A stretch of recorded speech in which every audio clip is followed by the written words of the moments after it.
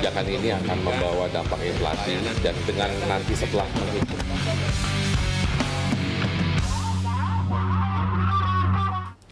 Politik anggaran pemerintahan Jokowi JK kita lanjutkan masih bersama Menteri Keuangan Bambang Brojonegoro. Pak Bambang, ini kalau kembali lagi soal alokasi tadi Pak, itu kan jangka panjangnya Pak ada Indonesia Sehat gitu ya, apa namanya, dana sehat, dana siswa miskin, bantuan siswa miskin seperti itu.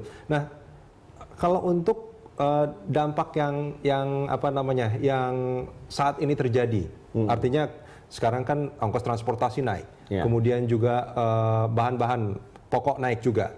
Nah, ini apakah ada satu cara untuk supaya masyarakat tidak terlalu shock dengan kejadian ini? Iya, justru seperti yang sudah pernah dilakukan juga tahun lalu, ya, ada yang namanya kartu perlindungan sosial yang sekarang namanya menjadi kartu keluarga sejahtera.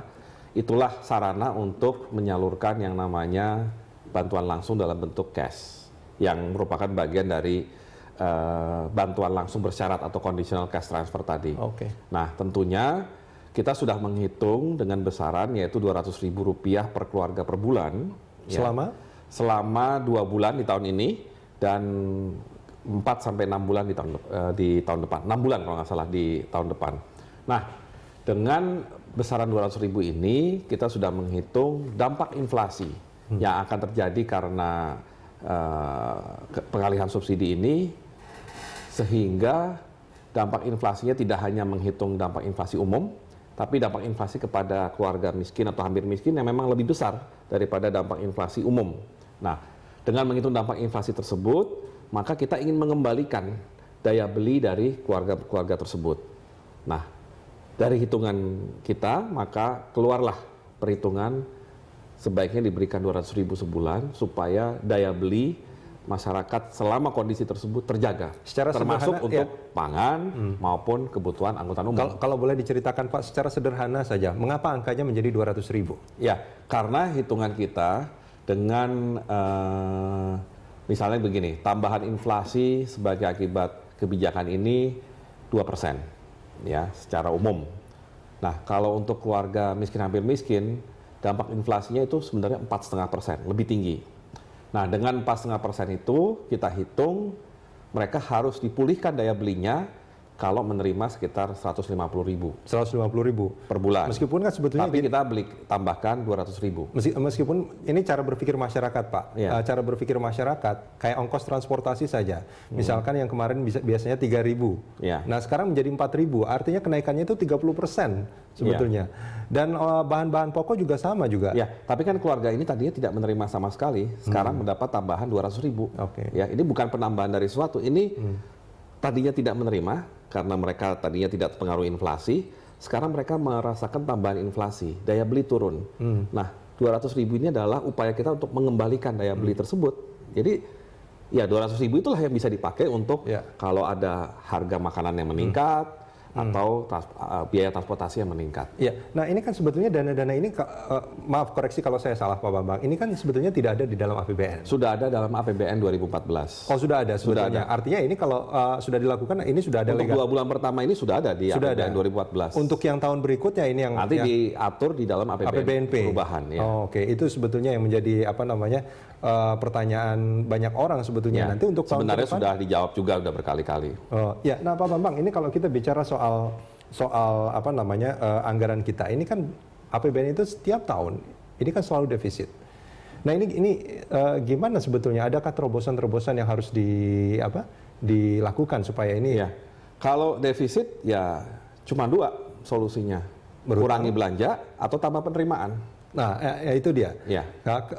Apa namanya, mengurangi belanja atau menambahkan penerimaan. Artinya bisa kalau penerimaan bisa dari berhutang atau enggak, itu untuk menutup defisitnya, ya. Berutang itu untuk menutup defisit, karena kalau ada defisit kan harus dibiayakan itu oleh utang. Tapi ini konteks kenapa belanjanya besar, ya, dan kenapa kita melakukan pengalihan tadi. Belanja besar itu memang dibutuhkan karena negara kita masih perlu membangun dalam jumlah besar, ya. Kita ini mengalami ketertinggalan infrastruktur misalkan. Kita masih harus membantu masyarakat miskin kita, pendidikan, kesehatan. Intinya banyak lah yang harus kita keluarkan untuk belanja. Belum lagi yang sifatnya mandatori. Contohnya? 33% harus ditransfer ke daerah. ya dari penerimaan kita, dari belanja kita. Kemudian dana pendidikan harus dikeluarkan 20%, ya. Sekarang ada dana desa, ya. Belum lagi harus bayar gaji pegawai, ya. Jadi intinya ini banyak belanja yang mandatori. Nah, kemudian kita masih harus membangun juga, ini di luar belanja yang wajib ya, kita harus membangun juga. Nah, untuk negara yang masih butuh berkembang seperti Indonesia, mempunyai anggaran defisit itu wajar, ya, selama defisitnya itu bisa dikendalikan. Dan sejauh ini defisit di Indonesia, defisit anggaran termasuk kecil, ya, defisit paling tinggi kita pernah mengalami itu 2,2% tahun lalu. Sekarang? Tahun ini diperkirakan 2,3, 2,4%. Tapi tahun lalu 2,2, itu yang artinya histori dia paling tinggi. Kalau kita lihat negara lain itu jauh di atas defisitnya. Kenapa? Karena mereka butuh membangun dan masih butuh untuk tumbuh. Indonesia adalah negara yang masih butuh untuk tumbuh. Dan untuk tumbuh dibutuhkan budget. Ya. Budgetnya kalau memang karena penerimaannya mungkin belum memadai, ya terpaksa defisit. Ditutupi dengan pembiayaan. Pak Bambang, kalau boleh saya simpulkan, artinya dengan kondisi keadaan kita, mengurangi belanja itu bukan pilihan. Yang tepat bukan mengurangi belanja, tapi merealokasi seperti yang kita lakukan beberapa hari yang lalu itu. Itulah yang harus dilakukan. Belanja berapapun, asalkan produktif, itu akan sangat baik manfaatnya buat perekonomian. Iya. Gitu. Ya, artinya kan tadi untuk menutup defisit itu ada dua hal yang mungkin dilakukan. Ya, memang kan secara konsepnya logikanya kan itu, kurangi belanja atau tambah penerimaan. Ya. Nah, masalahnya nambah penerimaan itu kan juga bukan hal yang mudah, ya. Menggenjot penerimaan pajak misalnya, itu juga bukan hal yang mudah. Kalau kita lihat perkembangan terakhir selama 10 tahun kita tidak pernah berhasil mencapai target penerimaan pajak, itu menciptakan ketidakpastian, ya, sehingga memang akhirnya kita mengambil posisi dalam posisi defisit. Targetnya berapa untuk saat ini, Pak, penerimaan pajak, Pak? Penerimaan pajak tahun ini perkiraan kami bisa mencapai sekitar 1.100 triliun. Berapa persen dari APBN? 60% kalau saya 1.100 triliun APBN. Kalau total penerimaan kita pajak itu 70%. 70%. Penerimaan ya, Ya. dari penerimaan. Nah, apakah Pak Jokowi memberikan satu target tersendiri buat Pak Bambang? Ya, artinya Bapak Presiden meminta kita di Kementerian Keuangan, khususnya pajak dan bea cukai, untuk lebih giat tahun depan untuk membuat penerimaan pajak menjadi naik secara signifikan. Tapi tentunya harus ada syarat. Ada satu. Ya, saya nggak akan sebut angkanya, tapi intinya ada beberapa syarat yang harus dipenuhi karena perlu ada kerjasama yang baik dengan penegak hukum, ya. Perlu ada pemberian perhatian khusus kepada aparat pajak sendiri. Kita perlu menambah jumlah pegawai pajak, perlu menambah anggaran untuk operasi pajak itu sendiri. Jadi banyak persyaratan sebelum kita nanti bisa mencapai penambahan penerimaan pajak yang signifikan tersebut. Pak Bambang, kita akan sambung ini di segmen berikut. Ya.